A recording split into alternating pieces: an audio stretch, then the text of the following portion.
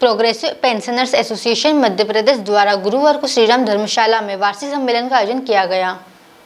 कार्यक्रम में प्रदेश पदाधिकारियों के साथ ही जिले के पेंशनर ने सहभागिता की। यह आयोजन वरिष्ठ पेंशनर के सम्मान, एकजुटता और उनके अनुभवों को साझा करने का समर्थक प्रयास रहा। पदाधिकारियों ने सभी को एकजुटता के साथ संगठन के प्रति के साथ कार्य करने का आह्वान किया। उन्होंने कहा कि सामूहिक प्रयासों से मिलेगी सफलता।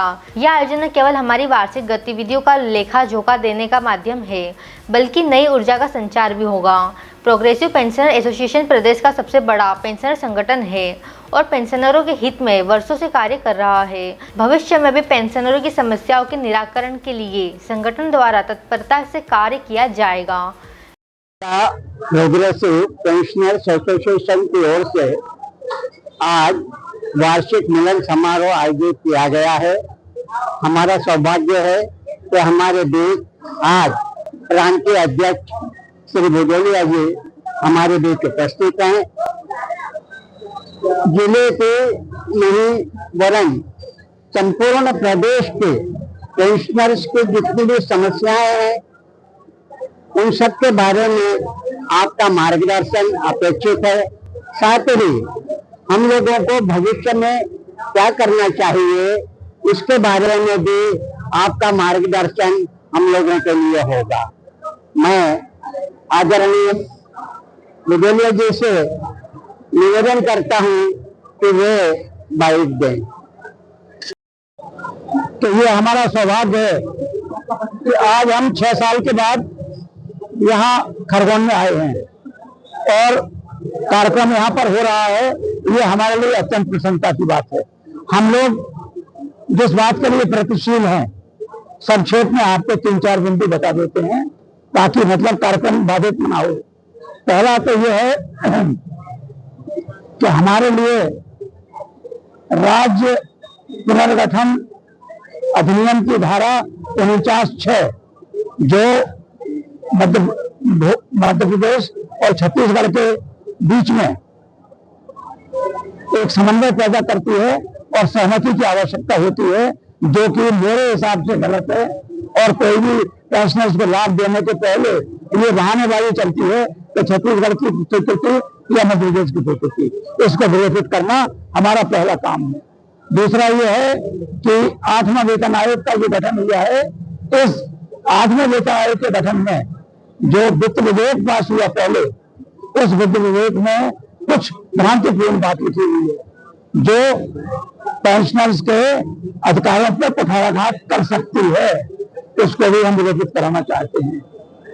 और अन्य मांगे हमारी हैं पुरानी, जैसे कि उदाहरण के लिए हम चाहते हैं कि दिए हमको या जो भी वित्तीय लाभ हैं वो समय पर दिए जाएं, अथवा अगर देर से देते हो तो एरियर दिए जाएं। सरकार एरियर नहीं देती है, एरियर खा लेती है।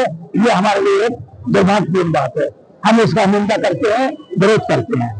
चौथा हमारा पॉइंट ये है कि भैया आप बात मत करो, मैं बात कर रहा हूं ना। चौथा ये है कि अगर माता पिता दोनों मर गए किसी के, तो उसके बाद विधवा बहू या अविवाहित पुत्री बची तो उसको भी आर्थिक रूप से कुछ पेंशन सरकार को देना चाहिए। इस प्रकार की मिली जुली मांगे हैं जिनका हम समर्थन करते हैं। और इस मामले में सरकार हमारी बात नहीं सुन रही है, हमें उपेक्षित करती है। हम इस मामले में सरकार की निंदा करते हैं।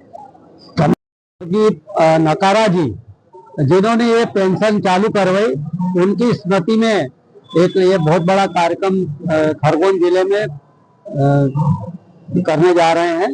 इसमें जो है धार और खंडवा, इंदौर, भोपाल, जबलपुर सब दूर से हमारे पेंशनर साथी, प्रदेश के और संभाग के पदाधिकारी और पूरे जिले की 10-15 इकाइयों के पूरे पेंशनर यहाँ पर उपस्थित हैं। सभी का हमने साल श्रीफल और पुष्पहार से स्वागत किया। और ये इसका उद्देश्य है कि हमारे में एकता बढ़े और हम शासन को चेताएं, हमारी जो समस्याएं हैं उन समस्याओं को जल्दी जल्दी निराकरण, इसके लिए हमने एक एकता के रूप में ये कार्यक्रम आज किया है। और इसमें हमने समस्त तहसील इकाइयों के अध्यक्ष का भी सम्मान करा, साथ में 81 वर्ष से ऊपर हमारे जो पेंशनर साथी हैं उन सभी का हमने सम्मान किया। समस्या हमारी बहुत सारी है, हम पहले से भी प्रधानमंत्री राष्ट्रपति तक उनको पहुंचा चुके हैं, परंतु वो अभी मध्य प्रदेश की सरकार और छत्तीसगढ़ सरकार 49 धारा को समाप्त नहीं कर पा रही है।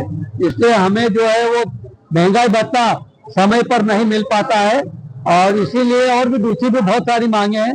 अगर शासन ने इसकी ओर ध्यान नहीं दिया तो हम आखिरी में उग्र आंदोलन करेंगे। 8वें वेतन में भी उन्होंने हमको छोड़ दिया है, तो हम इसका जिले स्तर पर तो विरोध करेंगे, पर प्रदेश स्तर पर भी महा आंदोलन करेंगे। प्रांताध्यक्ष बिडोलिया साहब और संभागीय अध्यक्ष सभी पधारे हुए। Digiana news report Khargone.